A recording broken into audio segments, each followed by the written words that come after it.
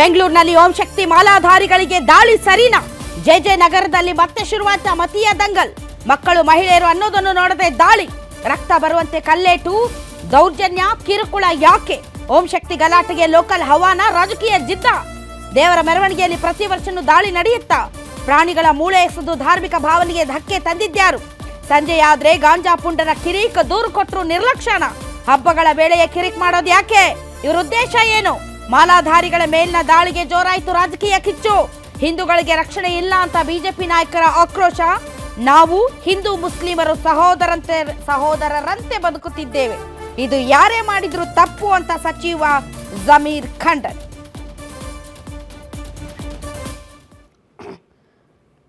ಇಂಥವು ಸಣ್ಣವು ಸಿಕ್ಕರೆ ಸಾಕು, ರಾಜಕೀಯ ಹಂಗೆ ಪುಕ್ಕ ಇಟ್ಕೊಂಡು ಗರಿಗೆದರಿ ಹಾರೋದಕ್ಕೆ ಶುರುವಾಗುತ್ತೆ. ಆದರೆ ಇಲ್ಲಿ ಎಲ್ಲರಿಗೂ ನೆನಪಿರಬೇಕಾಗಿರುವಂಥದ್ದು, ಇದು ಕೋಮು ಸೂಕ್ಷ್ಮ ಪ್ರದೇಶ.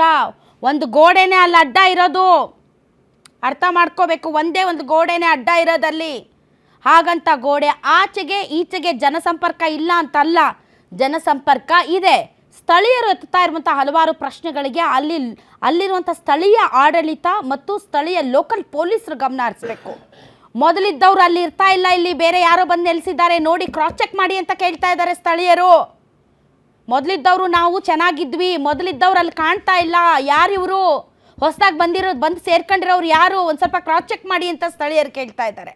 ಈ ಹಿನ್ನೆಲೆಯಲ್ಲಿ ಇವತ್ತು ಅಲ್ಲಿ ನಡೆದಿರುವಂತಹ ಘಟನೆ, ಓಂ ಶಕ್ತಿ ಮಾಲಾಧಾರಿಗಳು, ನಿಮಗೆ ಗೊತ್ತಿದೆ ಈ ಸೀಸನ್ ಇದು ಓಂ ಶಕ್ತಿ ಮತ್ತು ಅಯ್ಯಪ್ಪ ಮಾಲಾಧಾರಿಗಳ ಸೀಸನ್. ನಮ್ಮ ಉತ್ತರ ಕರ್ನಾಟಕ ಕಡೆ ಈ ಓಂ ಶಕ್ತಿ ಹವಾ ಅಷ್ಟೊಂದಿಲ್ಲ. ಈ ಕಡೆ ಸೌತ್ ಕರ್ನಾಟಕ ಸ್ವಲ್ಪ ಈ ಮಾಲೆ ಧರಿಸೋದು ಮತ್ತು ತಮಿಳ್ನಾಡಿಗೆ ಹೋಗೋದು, ಮಾಲೆ ವಿಸರ್ಜನೆ ಮಾಡೋದು ಇದೆಲ್ಲ ನಡೆಯುತ್ತೆ.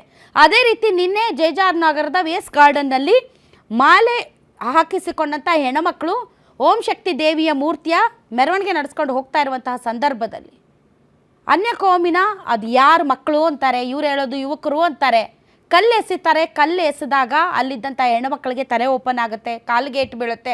9 ಸ್ಟಿಚ್ ಹಾಕಿದ್ದಾರೆ ಒಬ್ಬ ಹೆಣ್ಮಗಳಿಗೆ. ಇನ್ನೂ ಚಿಕ್ಕ ಮಗು, ಅದು ಚಿಕ್ಕ ಹುಡುಗಿ, ಅದು ಗಡಗಡ ಅಂತ ನಡುಕ್ತಾ ಇದೆ ಆ ಹೆಣ್ಮಗಳು.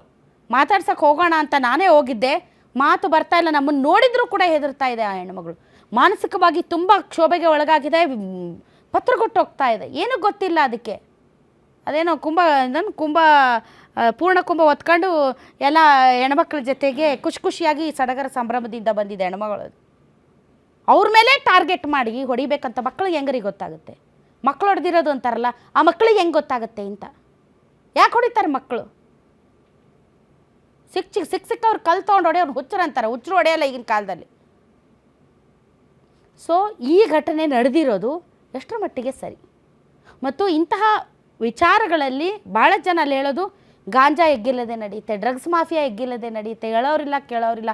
ಪೊಲೀಸರು ಕೂಡ ಒಳಗೆ ಹೋಗಿ ಪೆನೆಟ್ರೇಟ್ ಮಾಡಿ ಅಲ್ಲಿ ಕ್ರಮಗಳನ್ನು ಕೈಗೊಳ್ಳೋಕ್ಕಾಗ್ತಾ ಇಲ್ಲ. ಯಾಕೆಂದರೆ ಸ್ಥಳೀಯ MLA ಅಲ್ಲಿ ತಟ್ಟಂತ ಪ್ರತ್ಯಕ್ಷ ಆಗಿಬಿಡ್ತಾರೆ, ಕ್ರಮ ಕೈಗೊಳ್ಳೋದಕ್ಕೆ ಬಿಡೋದಿಲ್ಲ ಅವರು.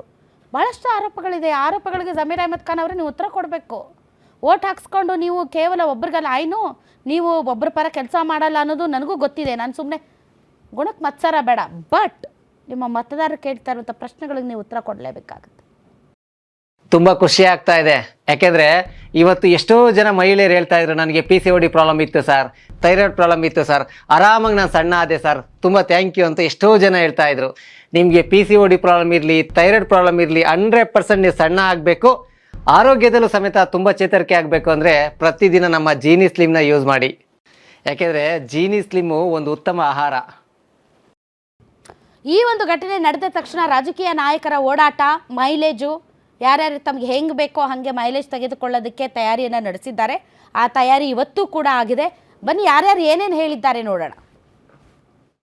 ಈ ಗೂಂಡಾಗಳು ಈಗ ಅರೆಸ್ಟ್ ಆಗಿರೋರು 3 ಜನ ಮುಸ್ಲಿಂ ಹುಡುಗರು, ಅವ್ರನ್ನೆಲ್ಲ ಟ್ರೈನ್ ಅಪ್ ಮಾಡಿ ಕಳ್ಸಿರ್ತಾರೆ ಅನ್ಸುತ್ತೆ. ಮೋಸ್ಟ್ಲಿ ಮದ್ರಸಾಗಳಲ್ಲಿ ಅಲ್ಲಿ ಇಲ್ಲಿ ಟ್ರೈನ್ ಅಪ್ ಮಾಡಿ ಕಳ್ಸಿರ್ತಾರೆ. ಪಾಪ ಅವರಷ್ಟಿಗೆ ಅವ್ರೇನು ಗಲಾಟೆನು ಮಾಡಿಲ್ಲ, ಏನು ಇಲ್ಲ. ದೇವಸ್ಥಾನಕ್ಕೆ ಹೋಗಿ ಬರ್ತಾ ಇದ್ದವಾಗ ರಥ ತಗೊಂಡ್ ಬರ್ತಾ ಇರೋ ಹೊಂದಿರೋದು ಪ್ರತಿ ವರ್ಷನೂ ಇದೇ ತರ ಆಗ್ತಾ ಇದೆ ಅಂತ ಹೇಳ್ತಾ ಇದ್ದಾರೆ. ಅಷ್ಟಾದ್ಮೇಲೆ ಈಗ ಅವರೆಲ್ಲ ಬಂದು ಆರಾಮ ಮನೆಗಿದ್ದಾರೆ. ಅವ್ರಿಗೆ ಬೇಲ್ ಕೊಡೋ ಗ್ಯಾಂಗೇ ಇದೆ. ಈ ಇವರಿದಾರಲ್ಲ ಟೆರರಿಸ್ಟ್ಗಳು, ಪಾಕಿಸ್ತಾನದವರು, ಬಾಂಗ್ಲಾದೇಶದವರು, ಅವರೆಲ್ಲ ಇವ್ರಿಗೆಲ್ಲ ದುಡ್ಡು ಕಳಿಸ್ತಾರೆ. ಅವ್ರಿಗೆ ಬೇಲ್ ಕೊಟ್ಟು ನೋಡಿ ಇವಾಗ ಬೇಲ್ ತಗೊಂಡು ಆರಾಮಾಗಿದ್ದಾರೆ. ಇದು ಹಂಗಾಗಬಾರ್ದು ಅಂತ ಹೇಳಿ ಈಗ SC/ST ಕೇಸ್ ಬುಕ್ ಆಗಿದೆ.